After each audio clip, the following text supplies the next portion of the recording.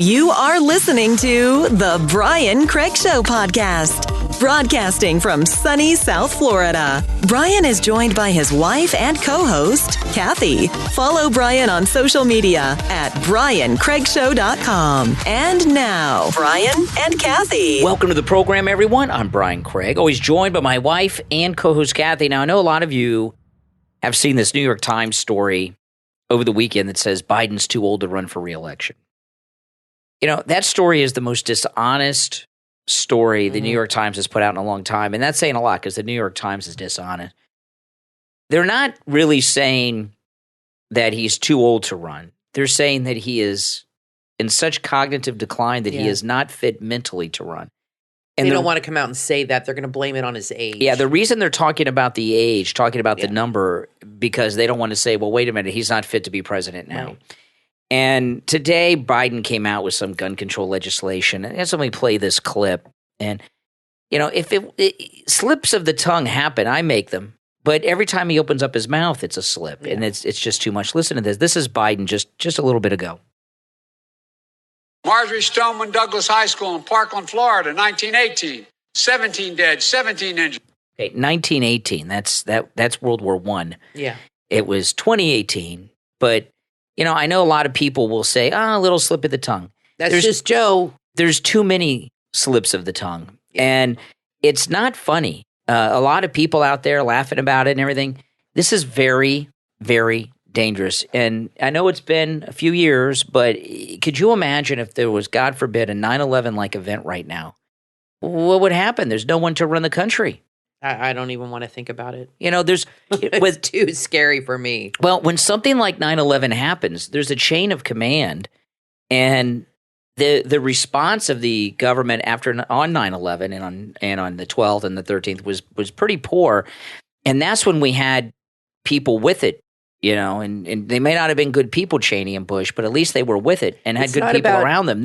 Yeah, I know. You've got this senile old coot who thinks it's 1918. Yeah. You've got Willie Brown's girlfriend. He thinks Kamala is the president. Yeah, and a bunch of social justice warrior, critical race theorists that are in all the positions of power. We'd be in a lot of trouble if there was a major event like 9/11. Well, he's not radical enough for the left. They're turning on him. They're all upset because they feel he hasn't done enough for abortion. But they don't. These young people, you know, they don't teach them civics in school anymore, so they don't know how the government works. And the way the government works is you have the three branches of government, as we all know.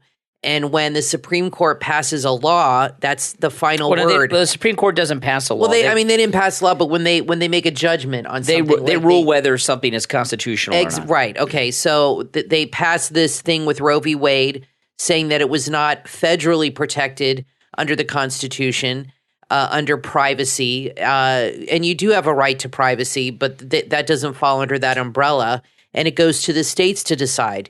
That's what they decided, and they think somehow Biden can change this, and they're upset that he can't. It is possible for the Congress to pass a law legalizing abortion, and then the president sign it. That's never going to happen. No, that won't They don't happen. have enough Democrats who could go along. That's why that's why they're upset with him. They want somebody really radical that's gonna make the changes they want now. They're impatient. The reason that abortion was under this right to privacy ridiculous thing here, you know, I mean, give me a break, right to privacy to have it, is because they could never, no matter what period of time it was, get the law passed. Now, what's been happening with the Supreme Court justices is insane. In particular, Kavanaugh. Now, Kavanaugh and his whole family got run out of a restaurant over the weekend. And this is just a week and a half or so after there was an assassination attempt, not just on Justice Kavanaugh, but his entire family. And you have this abortion activist group who's offering a reward to people over Vimeo if you can tell them the location of a Supreme Court justice, a Republican. That's scary. Yeah, exactly. They're like hunting him down. Yeah, and they really got to think about this with Kavanaugh. And Mayor Pete, who's the only person around Biden that is at least equally, if not dumber, than Kamala Harris. I mean, he's a pretty stupid person. Yeah, you got the three amigos there. Yeah, you know, I Three know Stooges. That's insulting the Three Stooges. They're better than these three. Yeah, I know he's a Oxford Rhodes Scholar and all of that, Mayor Pete, Whatever. but he doesn't say too much. But anyway, he was on television over the weekend, and he was asked about a tweet that his husband put out about Kavanaugh. Let me play this exchange and let's talk about it. Your husband tweeted after Justice. And I got to tell you, we're in a whole new world when you have a member of the cabinet of the president of the United States doing an interview, and it's a man, and the question begins, your husband. It's a whole new world. I mean, that doesn't even faze anybody anymore. No, exactly. That a man has a husband and he's on the cabinet. Mm-mm. They're like, oh, okay, no, just another day. It's like not even a big deal anymore. No. It wasn't that long ago that it was. Oh, my goodness. Your husband tweeted after Justice Brett Kavanaugh left a Washington restaurant due to protesters. The tweet reads, sounds like he just wanted some privacy to make his own dining decisions. Is that appropriate, sir? Look, when public officials go into public life, we should expect two things. One, you should always be free from violence, harassment, and intimidation. And two, you're never going to be free from criticism or peaceful protest, people exercising their First Amendment rights. Okay. And that's what happened in this case. Remember, the justice never even came into contact with these protesters, reportedly didn't see or hear them. And these protesters are upset because a right, an important right that the majority of Americans support, was taken away. Okay, first off, who says that the majority of Americans support this? I would argue that, since Roe v. Wade has been overturned, there has not really been a lot of protest against it. There's been a small group of very vocal, poisonous, nasty people and the right that are has griping. Not been taken away. No, and you could still get one here in Florida. Exactly. I mean, it's not been taken away. But I haven't seen women by the millions taking to the streets of America over this. I think the abortion position is a minority position in this country today. What they don't seem to acknowledge is abortion involves more than one person. It is not about you having the right to order a steak in private. It is about another life inside of you, and that person has a right to life, to exist. You're given that right in this country. It's in the Declaration. Before I said it was the Constitution, I was wrong. It's the Declaration of Independence. I knew it was one of those documents. Right to life, liberty, and the pursuit of happiness. That starts when you're in the womb, too. You have a right to live, and nobody has the right to take that away from you. Not even your own mother, if that's what she wants to do. And the government has to protect people from that, but people can still get that. It's not the same thing as being in a restaurant. And by the way, I don't think whoever interviewed him handled it very well, because I would have said to him, this is a man who's a Supreme Court justice. His family was targeted and almost murdered a month ago in their own home. By a Democrat. And you think that's appropriate for people to harass him and hunt him down at restaurants all over town? I mean, how would he answer that? I don't think he gave him a good enough setup. Yeah, it was pretty weak. And, this thing with Kavanaugh, keep in mind, this Democrat traveled from California all the way to D.C. in this attempted assassination attempt. It's not the same thing. Of the entire Kavanaugh family. And it's kind of not the same thing as being criticized publicly. No, and what you have going on are not protests. You have stalkers that are doxing him, that are offering money to let you know where he and his family are out in public. I feel bad for his kids. And that's pretty frightening. And I got to tell you, what surprised me most about this whole thing was not that the Democrats went and harassed Kavanaugh and his family at this restaurant, that he was still in the D.C. area. The court's not in session. He really needs to get out of town. I agree with you on that. And Justice Kavanaugh should also maybe think about sending his kids off somewhere with his wife when the court's back in session. They're going to be bothering Kavanaugh for years to come. Too. Beautiful home. Well, what they're trying to do, okay, they know the decision's done. It can't be undone. What they're trying to do now, these activists, what they're doing is they're terrorizing Justice Kavanaugh. They want to terrorize him so that he resigns and Biden gets to pick somebody to replace him. And that's what they're doing. And they're going to And the left are going to let it happen. Yeah. They want him to they're resign. advocating for it. They're going to terrorize and harass the conservative members of the Supreme Court, hoping they can get any of them to resign so Biden gets another pick. And this is just wrong. And, Buttigieg, if he had MAGA hat wearing people at his house every day or wherever he goes out all the time, I think he'd have a different opinion. Another thing about it, I'm talking about where he goes with his husband and his kids. Now, this guy the difference is nobody cares what Pete Buttigieg does. Buttigieg, he says, honestly, who gives a damn? I mean, he's not important. People obviously care about Brett Kavanaugh because he's an important person. He's making huge decisions. Kathy, I'm just saying nobody cares about Pete Buttigieg, so maybe he's a little jealous. There's a very devious thing going on with Kavanaugh. And you know what? Who knows? They might be very successful. Kavanaugh, the reason they're targeting Kavanaugh more than any of the others is because he had that emotional breakdown in the confirmation hearings. Remember, he was like crying at the accusations. So they think he's weak emotionally and that they can break him and get him to resign from the court. I'm telling you, that's what their plan is. Maybe he's the only one in town. Maybe he should leave. Maybe. I don't know. But this thing with Buttigieg talking about abortion and the majority of it, he has 2 babies that are adopted, right? Yeah. They're adopted. I know. It's incredible. Thankfully, the birth mother chose life, Mayor Pete. Exactly. What kind of have his children? What kind of adoptive parent is an advocate for abortion? A pretty sick one. I mean, a very sick one. But what does a gay man have anything to do with abortion anyway? Exactly. Or women's rights? Or I know he thinks he's a woman.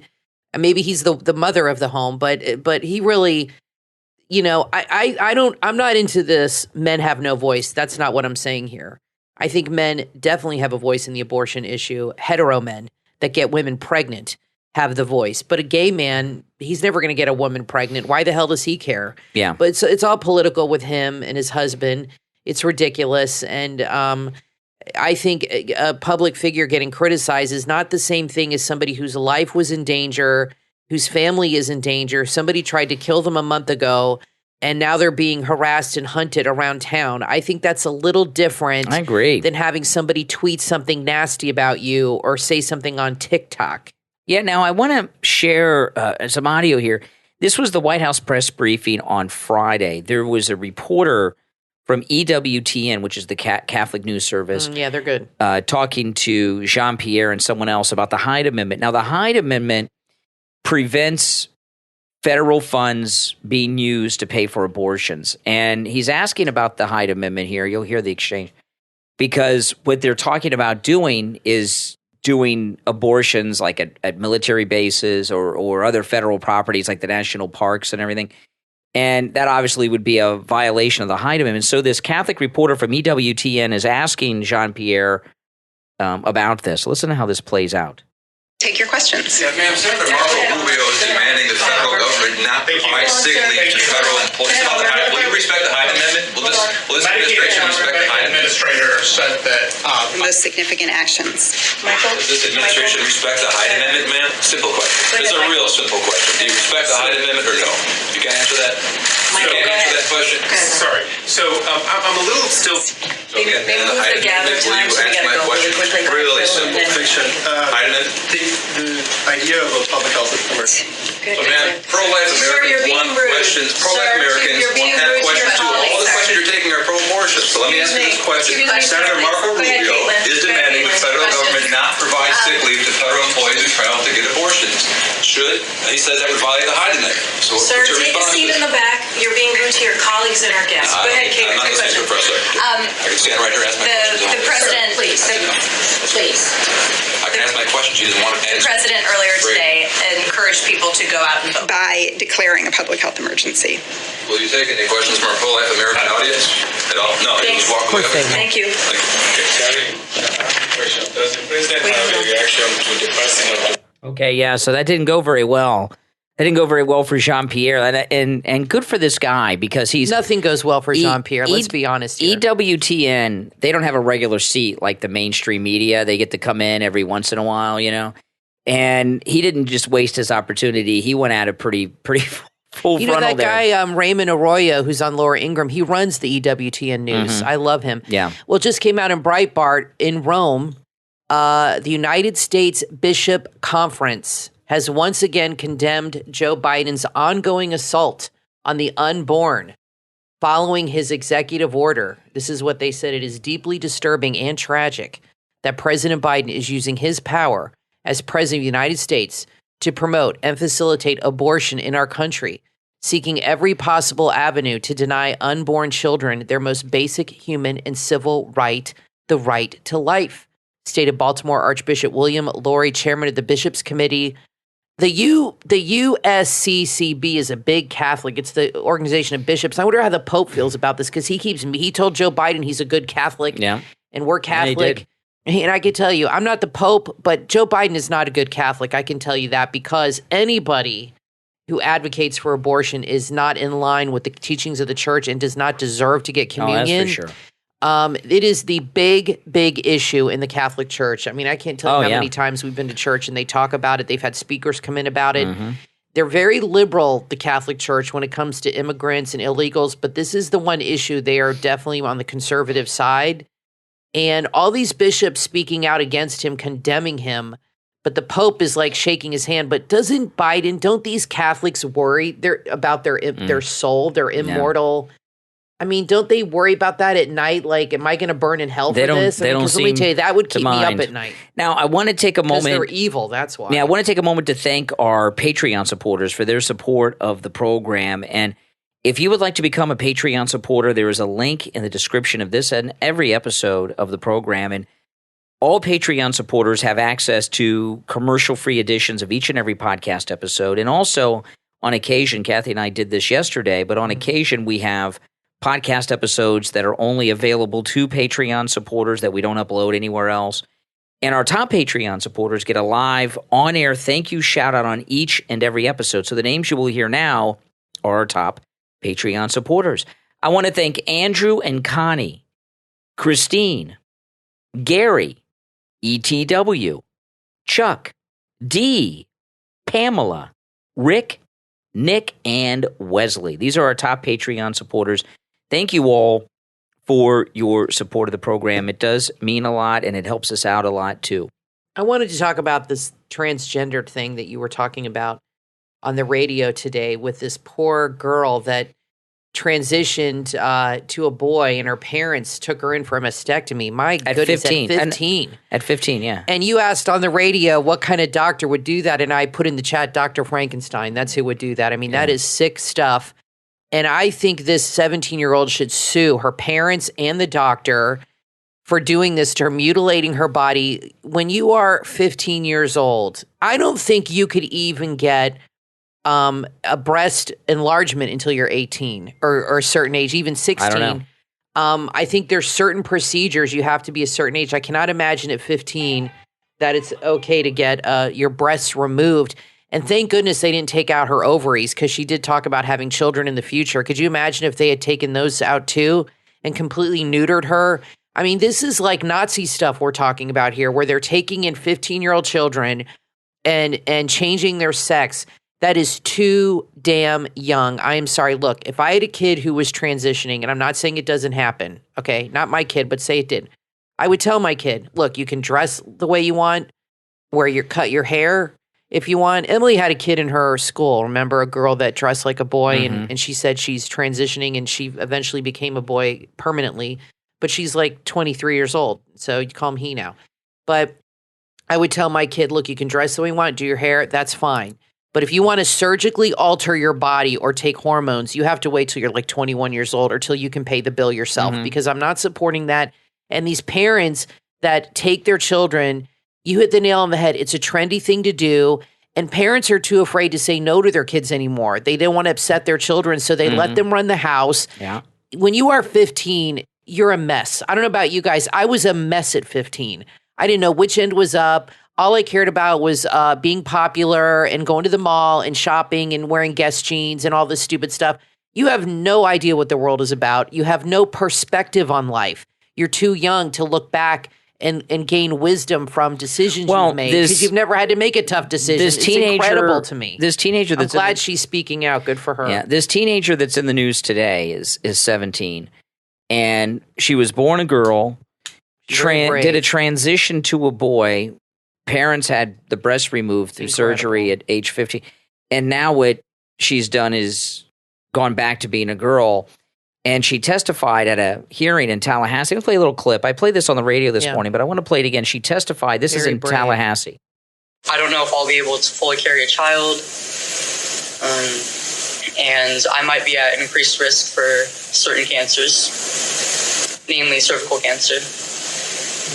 And because I do not have my breasts, I no longer have breasts. I'm not able to breastfeed whatever future children I have. That realization actually was one of the biggest things that lead to me realizing that this was not the path that I should have taken. Yeah. And this story is getting a lot of publicity nationally. And this poor kid is going to be harassed by the LGBTQ plus trans activist community, like Kavanaugh's being harassed, because this is something they don't want out there. You can only go one direction. It's like, remember, from time to time, this sounds so boring now, right? Like, this is even controversial, but there were some instances where people that were gay went back to being straight. They called it conversion therapy. Yeah. Like Anne Heche, who was in a relationship with Ellen when Ellen first came out. Remember Ellen DeGeneres? She went back to guys. Yeah. And the people that went the other way, that went from being gay to straight, they would go after them and say, you can only go one way and you can only become, Well, it's like the pro-choice. You can only choose abortion. This teenage girl is going to face some of that harassment. In fact, she talked about more that when she started to go back to being a girl, the LGBTQ kids at her high school started harassing her. Oh, I bet. And there's a lot of problems here. Obviously, there's problems with the parents. That goes without saying. But there's a lot of problems with doctors. A doctor who would prescribe puberty blockers and remove the breast off a 15-year-old child is a doctor that should be in prison. Should lose their license at least. Yeah. And I think you're going to see, and I've said this before, over the next 10 to 20 years, maybe sooner, like this brave person, you're going to start seeing young people coming out like this and saying, I can't believe my parents did this to me and they let this happen and they didn't take a stand and tell me no. And they indulged this fantasy of mine at a very young age where I didn't know any better. And they're going to really regret doing it when they hit their 20s, 30s, and they look back and they're like, I just jumped on this trendy bandwagon when I was a teenager. When you're a teenager, you want acceptance, you want people to like you, and you want to have friends, and you want to feel loved. And if you have a lonely kid who doesn't have a lot of friends, and then you have this community embracing them and making them question themselves where nobody asked questions before and make them second guess who they are, they're taking advantage of those kids. Right. And that's what they're doing. They're taking advantage of these young kids. And I'm telling you, there's going to be a major backlash. There's going to be a major backlash, down the road. For sure. The liberals with the gun control, they say you shouldn't be able to own a gun of any kind until you're 21 because they say you're not mature enough. Right. If you're not mature enough to own a firearm until you're 21, how can you be mature enough to take puberty blockers and have your breasts removed when you're a teenager? Brian, there are parents. How can you be mature enough for that if you can't own a gun at 18? There's parents that give these pills and things to their kids before they even hit puberty. Yeah. To stave off puberty, to keep puberty from happening. They'll give them hormones and things when they're 8, 9, 10 years old to keep the girls who want to be boys from getting their periods or from growing breasts or things like that. That's not. Don't do that. No, I agree. You're psychologically and physically damaging your children. And if they want to transition, you tell them, look, I support you. I love you, but you're too young to make such a serious, permanent decision. Wait till you're 21 years old. Yeah. And your brain is more developed and your abs, because this is a permanent thing. I mean, they can reverse some of these things, but the psychological damage, what they're doing to children now, they're confusing them. They're presenting them with too many options. I've always said this. I would never want to be a kid these days. It is so confusing. And these kids are being raised by TikTok and social media, and they don't have their parents guiding them and telling them this is wrong, this is right. They have TikTok telling them what to do. Well, this teenager that I played the clip from, she said that she saw before she did this transitioning thing, one of the things that got her into it is she felt kind of like an outcast, and she saw how trans people were getting so much acceptance on social media, on Instagram and things, and wanted to have that acceptance and got into it so they could get the kind of acceptance they saw trans people get. Not want to be a part of the club. Not becoming trans or gay because they felt that they were that way, but they felt it was a way to get acceptance from people, which is not why you get things like that done. Listen, we're going to take a quick break. When we get back, there is a lot more to talk about. We've just scratched the surface. Don't go anywhere. We will be back right after this quick break. There is nothing like a good California wine. Their wines are the best in the country, and now you can have premium California wines delivered right to your door. Bar Winery produces boutique wines in small lots sourced all throughout Northern California's wine country. This allows them to carefully select the fruit of choice from some of the best vineyards in the region, paying close attention to every detail to bring you the most unique blends that are smooth and full of personality. They customize their award-winning wines based on their customers' feedback, and they also give back by donating 5% of the proceeds of any purchased wines to the community. Join their awesome wine club and have this amazing wine delivered to you or a friend all year round. Have an occasion coming up? They can customize labels perfect for weddings, corporate events, business events, and corporate gifting. Visit their website today at barwinery.com. That's BAHR winery.com. barwinery.com. Premium wine. Are you a Christian but feel you could do more to explore and deepen your relationship with God? The book from Josanne Rojas, What Do You Believe? Available on Amazon, is rooted in scripture, personal experiences, and divine inspiration. This must-read book challenges readers to dig deep and explore their own beliefs about God and all that He has said in His Word. Each chapter unpacks a key concept: belief, salvation, purpose, love, human nature, and the power of our words. The author's goal is to lead readers away from the temptations and distractions of daily life and back to the core of their belief systems. God has already told us that it is only by faith and belief that we can enter through His gates. When our beliefs align with His purpose for us, our good works will naturally follow suit. God understands we're not perfect, but He is reminding us that we are accountable. We are answerable for our beliefs. And so it's time to start asking, what do you believe? Order your copy of What Do You Believe? From author Josanne Rojas, available in Kindle and paperback on Amazon.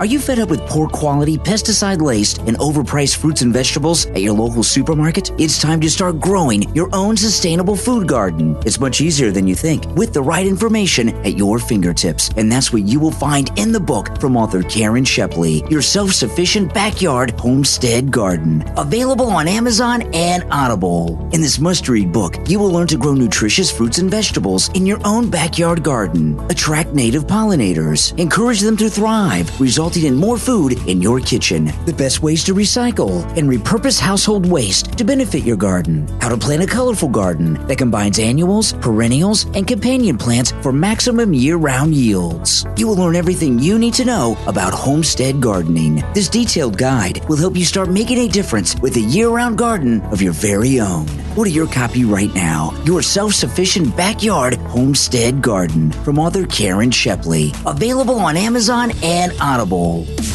You are listening to The Brian Craig Show podcast, broadcasting from sunny South Florida. Brian is joined by his wife and co-host, Kathy. Follow Brian on social media at BrianCraigShow.com. And now, Brian and Kathy. Welcome back, everyone. I'm Brian Craig, always joined by my wife and co-host, Kathy. You know, this story, everybody has this story backwards, the headline. 64% of Democrats don't want Biden to run for a second term. Mm-hmm. It's more accurate to say only 26% of Democrats want Biden to run. I know it says the same thing either way, but 64%, it just doesn't give you the right perspective on how few Democrats support him. Only 26%. That's unheard of. Yeah, no matter how you slice it, it's pretty bad. But yeah, they're making it sound maybe better than it is. I don't know, but that's pretty bad when they want a new candidate. 64%, only 26% are happy with him. Only 26% want him to run. Of Democrats want him to run. This isn't polling everybody. This is Democrats. That's a really low number. 64% want somebody else. And we know it's not Kamala they want. They don't know who they want. They don't have anyone. They want anyone but anyone Biden. Other than him. Yeah. Well, join the club. And Kamala. We want Trump, though. Well, no, that's very good for us in the country. And, the main reason for this is there's just a complete failure. I mean, there's like an economic collapse in the country. This thing about Biden going to Saudi Arabia this week, this is so just ridiculous. He's going over to Saudi Arabia to try to get them to pump more oil to send to us. And I'm listening to all of these news stories today say that Saudi Arabia is the number one producer of oil in the world. Now, when Trump was president, the United States was the number one producer of oil in the world. We have so much oil.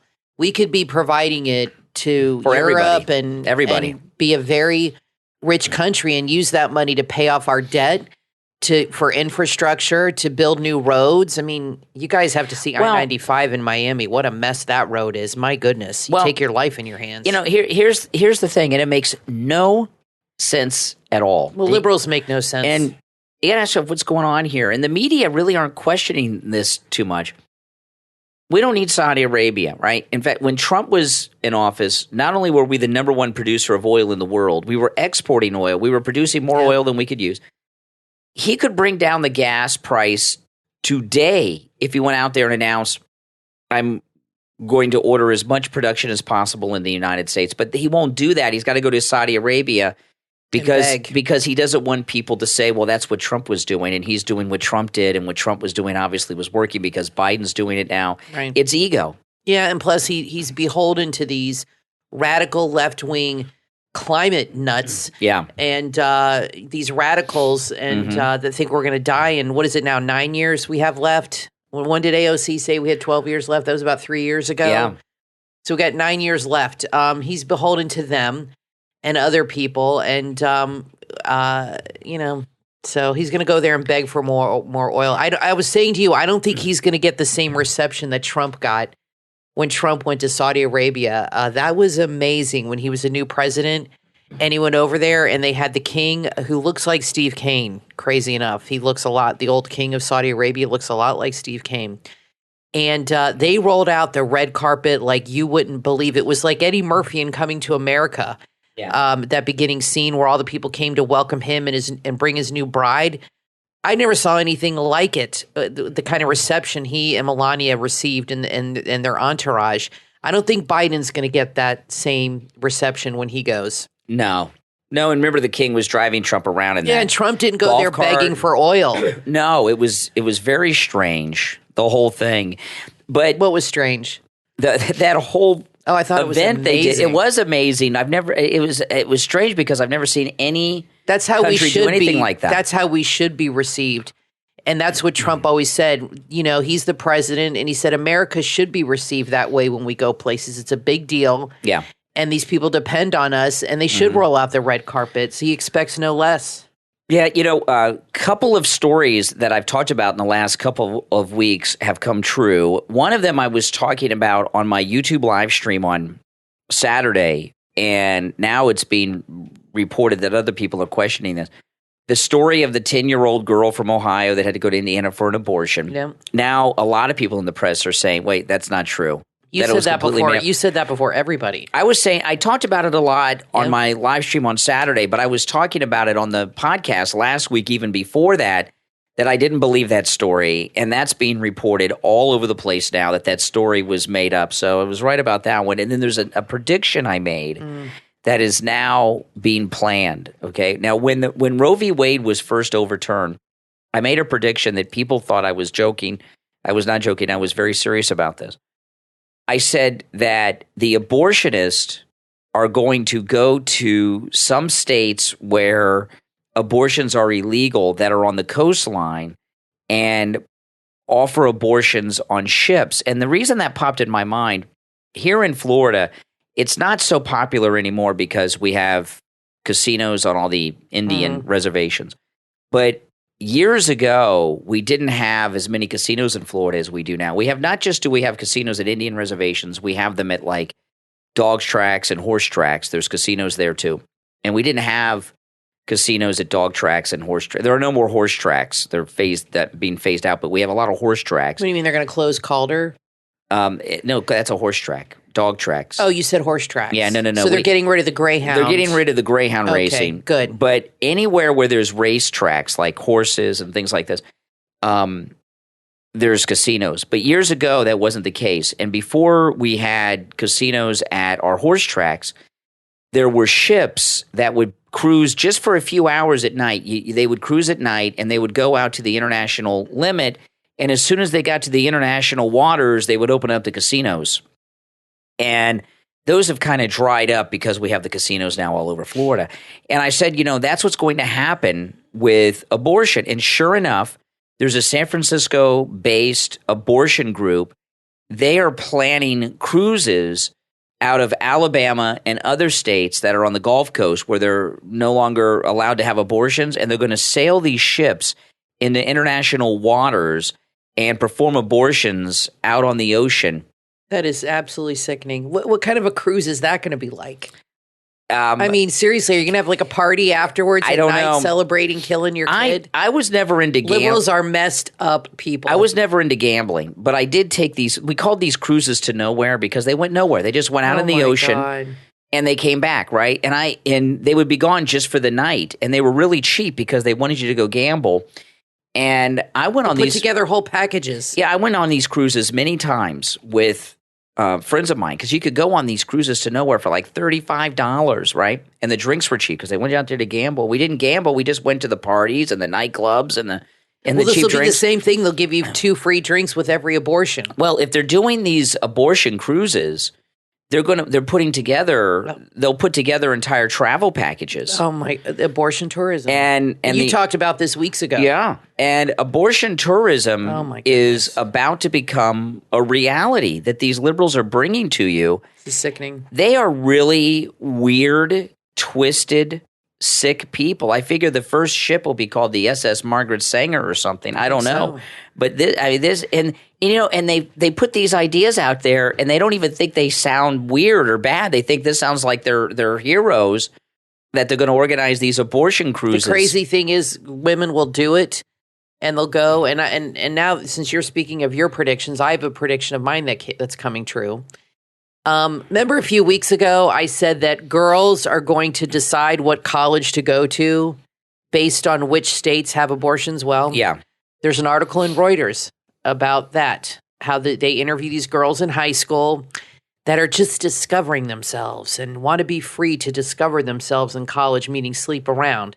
And they're afraid to go to college in a state where they can't get an abortion, and they are making college decisions based on abortion. And you and I were talking about this, and you said all the easy girls are going to go to abortion states. And I said, yeah, that's where all the guys are going to want to go too. Yeah. I mean, so I don't know how this is going to affect people, young people, or these colleges, but I'm telling you, this is a serious thing. I think this issue will geographically divide the country over the next few decades. I think people will choose what college they want to go to based on this. They will choose where they want to live based on this. And I think over the next few decades, you're going to see, and hey, I'm all for it, a real geographic shift. It's already happening because of COVID, where everybody's moved to Florida and Texas. You're going to see that even more with these young people choosing colleges and where, and usually a lot of times where you go to college, you end up living. Mm-hmm. That happens a lot. Not all the time, but it does.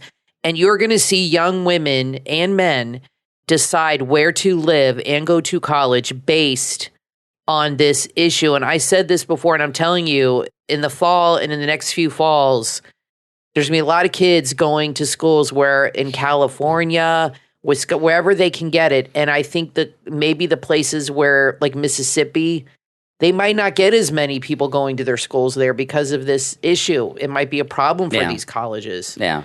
So we'll see what happens. Are they going to put it in their pamphlets? They probably will. Come to UCLA where choice is allowed. They probably will. I could see that happening, where they would put that as part of their video package and as part of the package that they send you. I don't know if they send packages anymore like they did when I went to college. They sent me a whole thing from FSU, but they have video things or whatever they send the kids. That'll probably be part of it too. You can get abortion on demand in this state. Come to California. Well, I'm serious. It's going to be a sale. It's going to be a way to sell things like trips. One of the problems we have here in Florida is, and now things are changing, but we've had problems for years that so many people come to Florida. They bring their liberalism with them, and they're older people. They're retired. They don't care, but they vote Democrat. Yeah.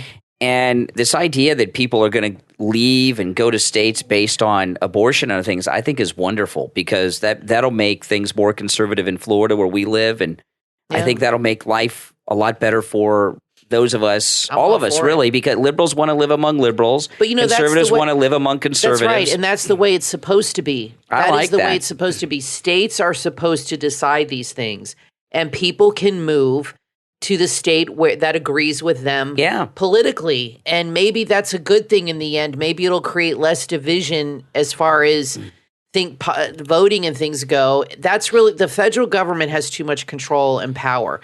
The state should have more control and not control, but more power over these legislative things. And you can decide, okay, I am pro-life. I'm this, I'm that. I'm going to move to Texas, Florida, wherever. I'm a conservative. Or, I want to have as many abortions as I can, and I'm into green stuff, and I want a Tesla and to pay high taxes and have bums everywhere I walk with needles.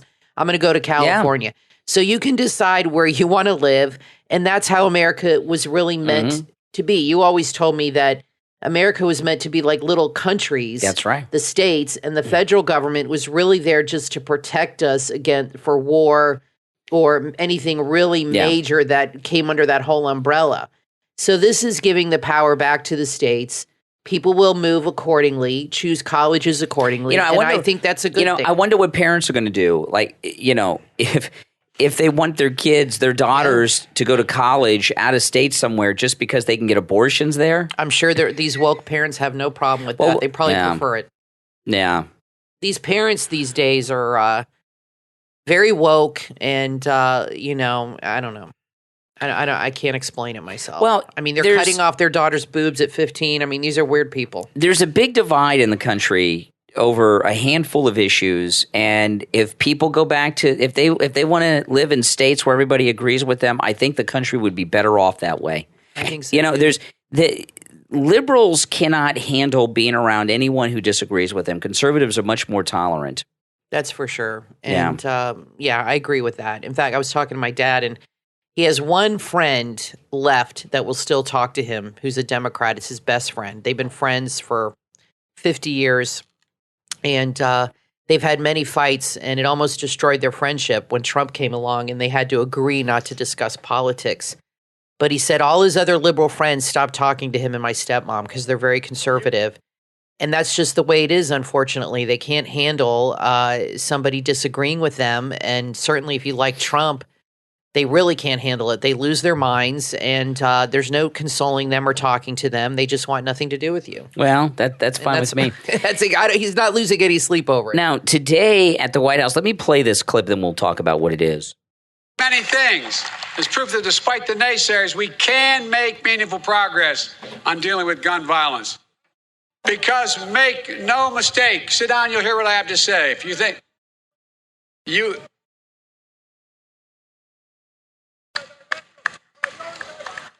I'm trying to tell you this. Let me finish my comment. Let him talk. No one, okay? Because make no mistake about it, this legislation is real progress, but more has to be done. Okay. So they're talking about gun control at the White House today. Biden got heckled by one of his own guests, who's a Parkland parent. They, their son was lost. This guy's son was lost in Parkland. Presidents get heckled. President Trump gets heckled, but he doesn't get heckled by his own guests and supporters. And this guy is a Democrat. He believes in gun control. And like Biden, Biden's a Democrat who believes in gun control. And he's getting heckled by his own people. This goes back to this article we were talking about a few minutes ago. Only 26% of Democrats want Biden to run. Biden does not even have the support of his own people. Yeah, he's not doing anything. And now they're even realizing it. We've known this all along, that he doesn't do anything. And that's kind of worked out good for us in some ways. You know what I mean? Because he is weak. And they want somebody in there, like I said, that's young, full of energy. And I think I think all of this is really paving the way for Newsom, who's very radical on these issues. I mean, you know what I mean? He's definitely very far left, and or somebody like him. And I think all these issues, abortion and all this stuff, is paving the way because they see him as weak. We see him as weak too, but for different reasons. Biden is very weak. But they see him as weak because he has, in their mind, he hasn't done enough. He hasn't done anything. And he's just, you know what it is? He's just tired and really out of it. And, you know, he's just, all this is happening. Of course, he's not very competent. He never really was. But he's really fighting whatever illness is going on in him that's keeping him from thinking clearly. Not that he ever really did, but you know what I mean? He's just fighting this whole mental battle that's going on where he can't even think straight or know what year it is. Yeah. So, you know, they're dealing with something like that. We watched yesterday, if you guys have Fox Nation, oh my gosh. We watched this special on Hunter Biden. Wow. I called my mom and I said, you got to get the Fox app and watch this.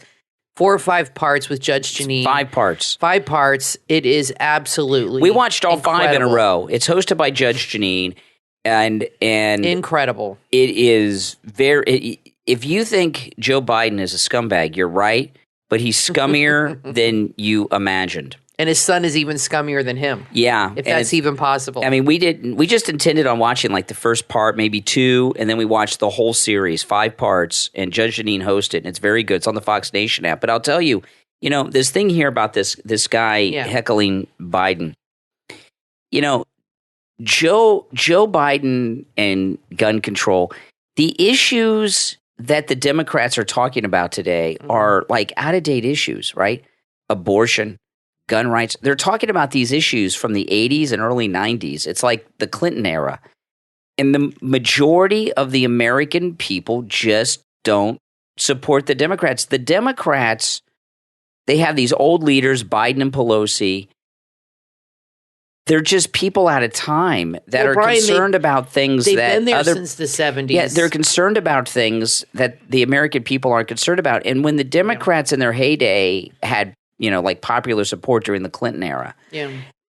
The reason that the Democrats had popular support isn't just because they control the media. They still control the media. They did feel the pulse of the American people. The majority of the American people were with them for a long time.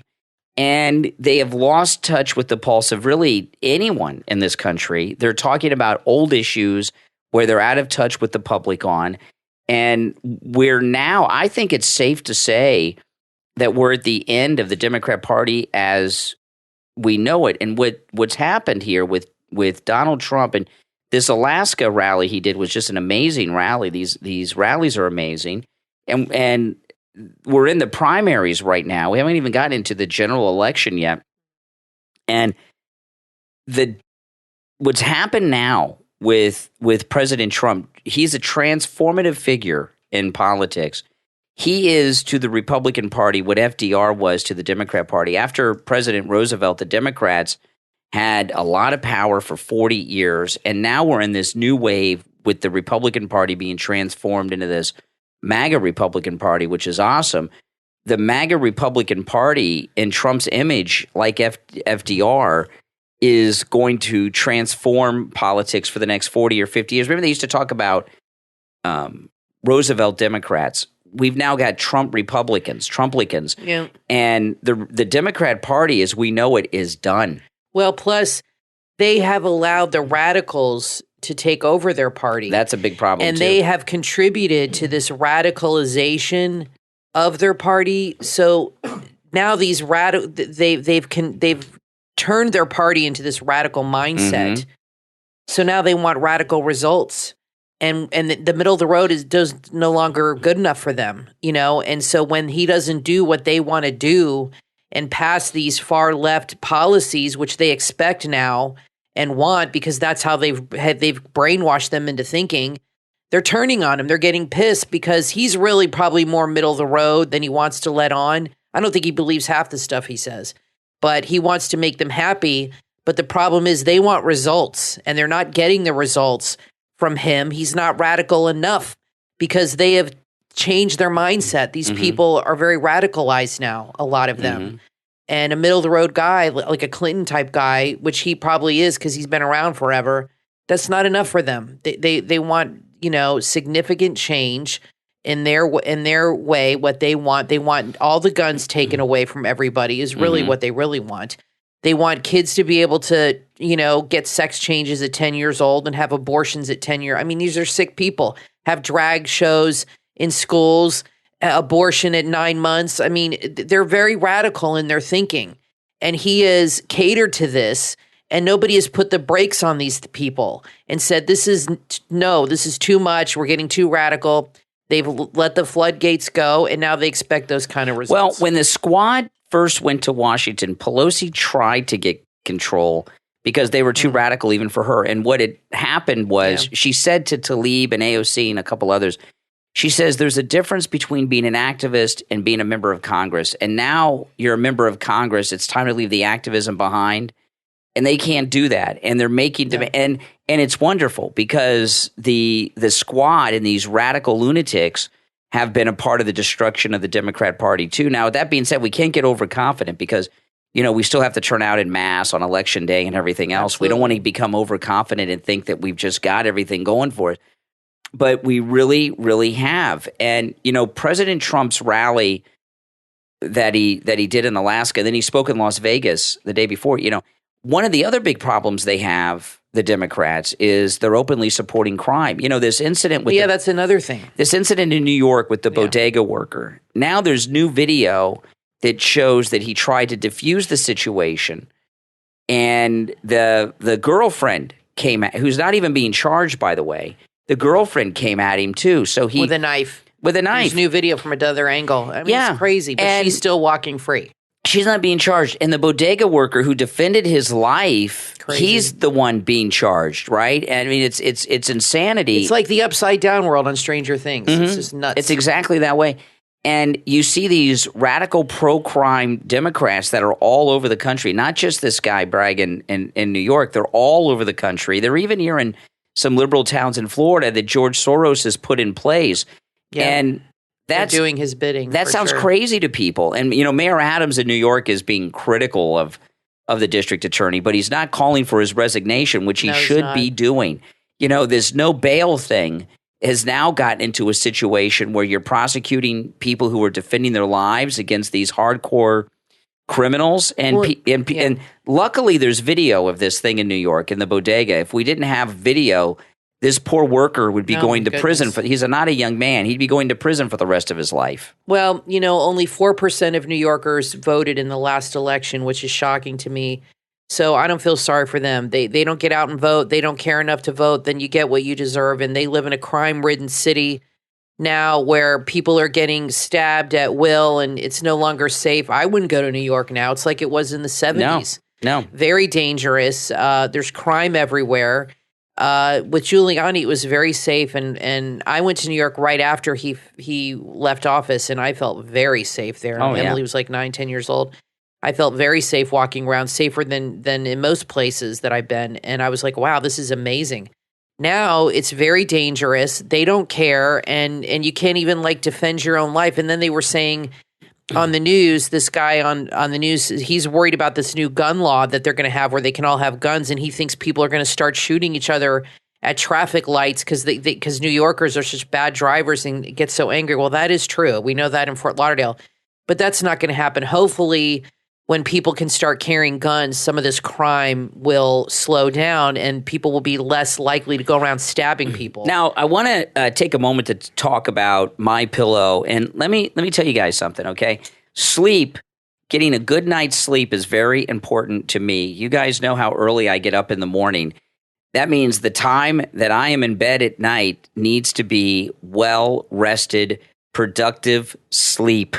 And you went to bed last night at 6:30. Yeah, that's for sure. It's still light out. Yeah, I did wake up though, and because I was so excited about the new thing, I got up, watched a little TV, then went back to bed. But when I am sleeping, I am getting well-rested sleep because, of course, we're in a MyPillow home. But I want to very specifically talk about the 3-inch MyPillow mattress topper. The 3-inch MyPillow mattress topper will change your life. Okay, now we got ours because Kathy was having some back trouble. Mm-hmm. And we had a pretty new mattress, and Kathy said, let's get that MyPillow mattress topper. Let's see if it helps my back.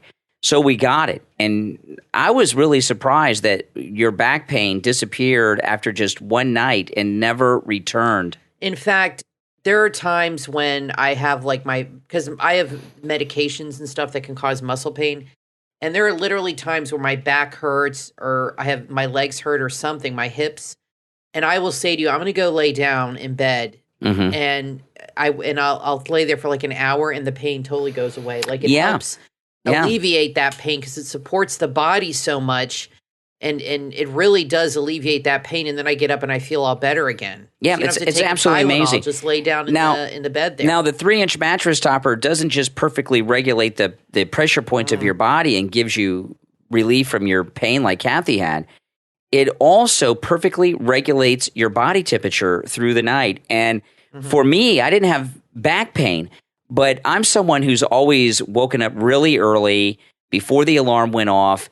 And we've had the MyPillow 3-inch mattress topper for over a year. We got it last April. Mm-hmm. Now I wake up when my alarm goes off. I sleep the whole night through. I get a full rested night's sleep.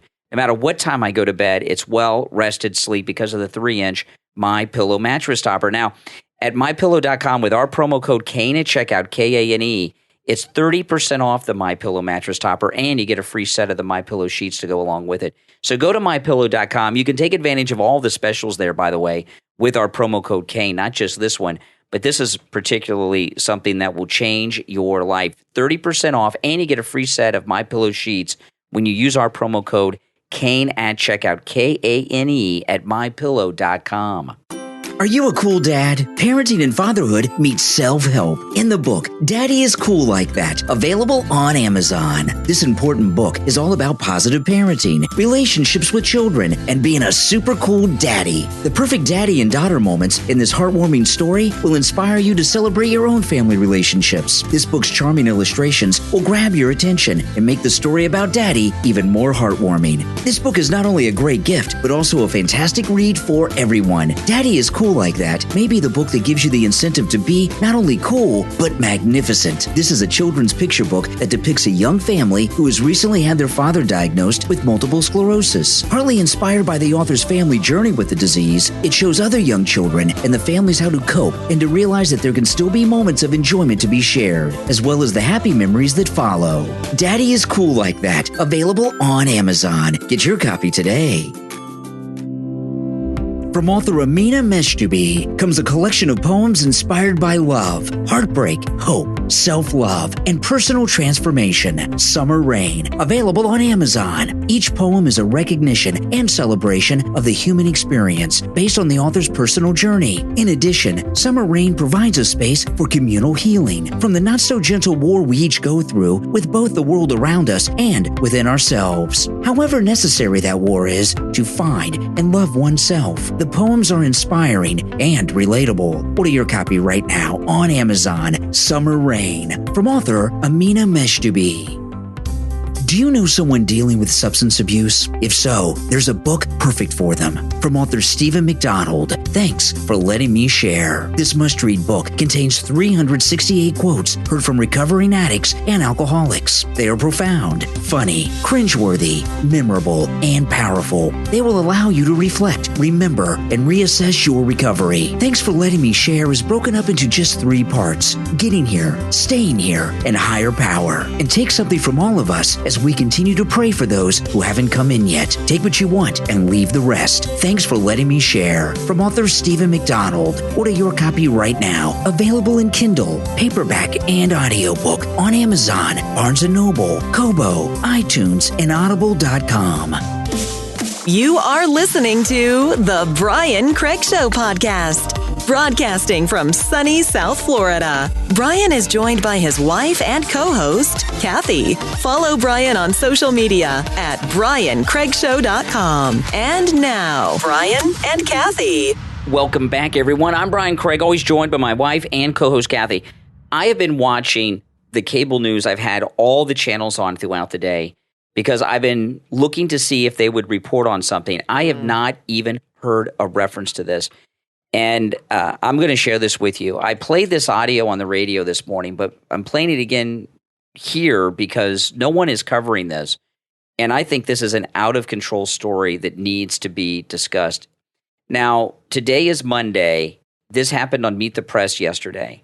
Now, the way the media operates, there are things that happen on the Sunday shows, and then Monday they're talking about them. In particular, Meet the Press, especially because Meet the Press is left-wing. This is not being talked about anywhere. I don't expect them to do this on MSNBC because it exposes them.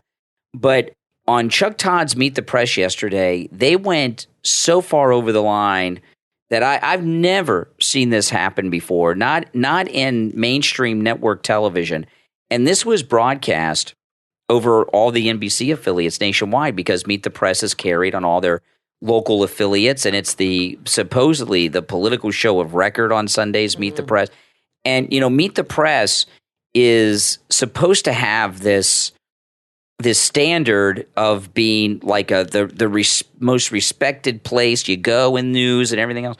So they had this panel, and you hear Chuck Todd in it, and there's a panel of members of the press. The guy at the end's a liberal member of the media. They're talking about what are we going to do if Donald Trump runs in 2024? What's our plan? Oh, my goodness. And they're in a panic over this. I'm sure they are. Well, I'm excited about it. I know you guys are excited about it, too. Heck yeah. So let me just play this uninterrupted. This is Meet the Press yesterday talking about what their plan is for Donald Trump running again in 2024 for his second term, which would be non-consecutive, and it'll just be a beautiful term because when he comes in 2024, he's going to have a complete mandate, right? So listen to this. This is Meet the Press, Chuck Todd yesterday. He runs. Will somebody explain to me how he accepts losing? Yeah, that's you know the answer to that question. That's a big conundrum. Look, I think. Well, first off, I don't know why they're worried at all because they've already decided he's going to lose in 2024. Don't they want a losing candidate? It's like we want Biden to run against President Trump in 2024. We want someone who's hopeless and going to lose, but They seem to be very concerned that Trump is going to run and he's going to lose. It doesn't make sense, but that's not why I played this. Listen, I'll rewind it and play the whole thing uninterrupted this time. He runs. Will somebody explain to me how he accepts losing? Yeah, that's you know the answer to that question. That's a big conundrum. Look, I think there's probably maybe a 15% chance he doesn't run, but very likely he's in. Seems like all these people told you was death. Right. That was the only answer is death. How many times did you get The only plan we have, this is another Republican congressman, a former Republican congressman, now said, look, we have no plan for this except sitting around hoping he dies. Wow. So they said that. That guy is from The Atlantic, I believe. But you heard the whole panel saying the only thing that's going to stop him is if he dies. So they're sitting around on national television, NBC, Incredible. which is the network, talking about President Trump dying. It's not just sick and twisted. It is that. That's like over the line. You don't talk about things like that. No. I mean, there's a lot of crazy people out there that it's just something you don't talk you don't about. want to give them ideas. It's forbidden. It's a disgrace. It's over the line. It's totally off limits, and they don't. And the thing about it is, this is not live. This is taped, and they tape this segment and let it go out there. And I am in total shock that Fox News. I have not even seen this mentioned on Newsmax today. I was watching Newsmax and Fox quite a bit, and none of them even mentioned this inappropriate, disgusting segment. Hoping Trump dies on Meet the Press yesterday. It's crazy. Yeah, it's really bad. But I wanted to give out the number for NBC, if that's okay with you. I called and left a voicemail this morning, so I encourage you, make sure you reference Meet the Press on yesterday's date, which would be the 10th? What's today, the 11th? Yeah, on the 10th of July. The number's 212-664-4444. And right away you get a prompt to leave a message, and you can leave a message for the news department. So you hit like two buttons, and then you leave a voicemail. You can also email them if you go to their website. They have the emails a little too long to say on here, but 212-664-4444. That's NBC at Rockefeller Plaza. I would definitely call them, leave a message, how they should apologize, that they should not talk about any president ever in like those terms. Ever. That is totally unacceptable. And I just, I'm sure they just think they're so clever. But my goodness. There's so many crazy people out there. You should definitely not say something like that. That is That's just nuts. crazy. And here they have these ridiculous hearings. Speaking of he said it like with a hopeful tone in his voice. It wasn't just the whole panel. You could hear them in the background at the same time talking over each other. And no one, after this segment happened, said, you know what, this is inappropriate. We should edit this out and not put this in there. They still put it out there because on the air. They wanted it out there. Now, for the life of me, I don't understand why Fox and Newsmax are not talking about this today. I'm disappointed in them. They need to call these people out. This is beyond inappropriate. Now, I agree. I was watching CNN today, and CNN is obsessing over these January 6th hearings. And, you would just think the January 6th committee is where it was all at. They had Jeffrey Toobin on, who, thankfully, even though he was being interviewed by two women, did not take the occasion to masturbate, Jeffrey Toobin. Thank goodness. Like he liked to do in that Zoom meeting. What a pervert. I can't believe they hired him back. Is he the only legal analyst they can get on CNN? So. But, you were talking about Bannon, and I don't think they're going to call Bannon. I think Trump's very smart what he did when he gave Bannon, the green light to testify live, only live. Only live. They will not do that. They are too afraid of him, and he's unpredictable. And I don't think they will call him now. That was a very smart move of Trump's because he probably said to Bannon, they'll never call you. Well, Jeffrey Toobin. I can't imagine. Just think, it's just a publicity stunt by Trump. And they called him. And here's the thing. They're trying to put Bannon in jail because he won't testify. So now he has said he'll testify. Right. And I heard some of the legal analysts say, well, he did refuse, so they could still send him to jail because he did refuse earlier, even though he's offering to testify now. What kind of lawyers are these? Are you kidding me? They're pervert lawyers. Yeah. No, he said, I will testify now, but I want to do it live on television, not edited or pre-recorded or anything like that, which is a smart move for sure, because it can be manipulated and edited, as we all know. Well, when I was watching CNN today, it's so ridiculous to watch CNN. They think they got Trump, and I thought they were going to stop bashing Trump constantly with this new guy. And they're still calling it the insurrection, which I thought they weren't going to do any longer on CNN with this new management. But they think they got him, and in fact, CNN was even playing. Oh my goodness! They were playing an interview that Tapper did in the beginning of June before the hearing started with Thompson, who's the chairman, who was promising a connection between President Trump, direct connections between not just President Trump, but his top level people with people that took part in the insurrection. If you saw this special on Hunter Biden, you would be so shocked what they let go. And here we are, over a month later, they haven't shown any connection between Trump and his top people and some conspiracy into an insurrection. And CNN, they're so wrapped up in it, they don't even realize it. CNN, when you watch them, they think the case has been made that Donald Trump organized an insurrection. I don't know what they're talking about, but they think it's been presented. Well, people hear what they want to hear. And they want to hear that he's going to go to jail, that he's bad and he did an illegal thing. And so they're going to put it through that filter.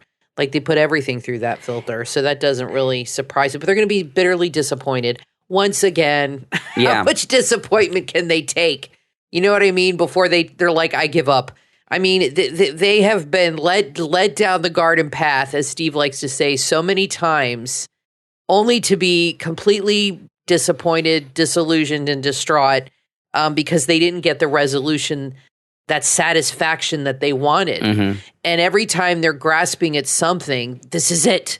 We got him. No, it's going to slip through their fingers like everything else. That's right. So just sit back and enjoy the show. Now, I retweeted this. Somebody tweeted these very strange photographs. I just want to say this in closing and ask your thoughts on this. There's 3 photographs of Joe Biden kissing his granddaughter, who looks to be a young adult, like in her 20s or something. It's really weird. Or late teens. I can't tell which it is. And he's kissing her in every occasion on the lips. And Benny Johnson on Twitter, who's a blue check mark on Twitter, he tweeted these photographs and he wrote, "If your grandfather kisses you like this, you should call the police." I'm here to tell you that kissing on the lips is not for grandfathers to be doing with their granddaughters, especially when they're like fully grown. Unless you're Morgan Freeman. Yeah, well, Morgan Freeman married his step-granddaughter or something weird like this. But this idea, the whole Biden family's weird. I mean, let's get. They're a little too cozy. We understand that. I mean, I love my grandfathers. I mean, they're passed away now, but I never did anything like that. No, I mean, this is just so creepy. Everything creepy. about Biden is creepy. And I saw pictures of them like at the 4th of July or some event, and they were watching the fireworks or something, and with his daughter. They're always all over each other. Biden had his arm around his daughter and I don't his granddaughter have my arm around our daughter this way. They're always all over each other. They're just a little too touchy-feely. It's a little strange. Biden is a very creepy man, just like Hunter. He's a creep, exactly. I mean, look, Hunter was involved in a relationship with his sister-in-law after his brother died. And they said on this special we were watching that the Bidens did not approve, right, shockingly. And Hunter begged his father to publicly approve. It's in the emails. All this is in his emails. He begged his father, this was on the laptop, to come publicly and approve the relationship with him and his sister-in-law. She was a big druggie too. They were getting high together. And Biden came out, oh, we love them. We support them. We're happy they found each other. It shows you how fake they are when they thought it was totally even he has some standards, I guess, where they thought it was totally disgusting. You know, this is the thing I got from watching the Hunter Biden thing. I'll say real quick. Hunter Biden hates himself. He hates his family. And everything he does is to embarrass his father and to humiliate and to malign his dead brother's legacy. He absolutely is full of anger and bitterness and jealousy. It consumes him. That is why he does drugs and sleeps with hookers and slept with his brother's wife. Because he wants to, and that's why he left that laptop at that shop. He wants to embarrass and humiliate his family because he hates his family. They said in this thing that he was never the favorite. Bo was the favorite. Everybody laughed at him. He was the clown. Yeah. He was looked down upon. It's very sad. It's like a Shakespearean play. And he wants nothing more than to stick it to his father, but he's going to make a lot of money in the meantime. They have a very sick codependent relationship, these two. So very sick. What I'd like to ask you all to let us know in the comments. I could do a poll if you want. No, I want to let people know in the comments. Okay. You can do a poll too, but I'd rather have people let us know in the comments than do a poll. Joe Biden kissing his grown granddaughter regularly on the lips at every occasion you see them together. Those of you that are parents, if your father or father-in-law were to kiss your grown daughter on the lips like this, what would you do? What would you think? Would it make you uncomfortable? Oh, there's no way it doesn't make you uncomfortable. Yeah. Or would you be cool with it? I would keep the grandfather away. He wouldn't be around. He would not be welcomed around. It would definitely that's what I would do. Cause the hairs on the back of my neck to stand up for sure. And definitely make me notice. And they made such a big deal because Ivanka sat on Trump's lap in a picture, and they made such disgusting comments about them. And he wasn't kissing her on the lips like Biden with his granddaughter. Yeah. I mean, they had. We know he's a sleaze. They had meltdowns, the media, over Trump when he asked for that second scoop of ice cream. They'll never get over that. You know, the second scoop of ice cream, they had 2 weeks of discussions on CNN. Biden, everything's just, that's how Joe. It's just Joe. In Scranton, that's how they do it in Scranton.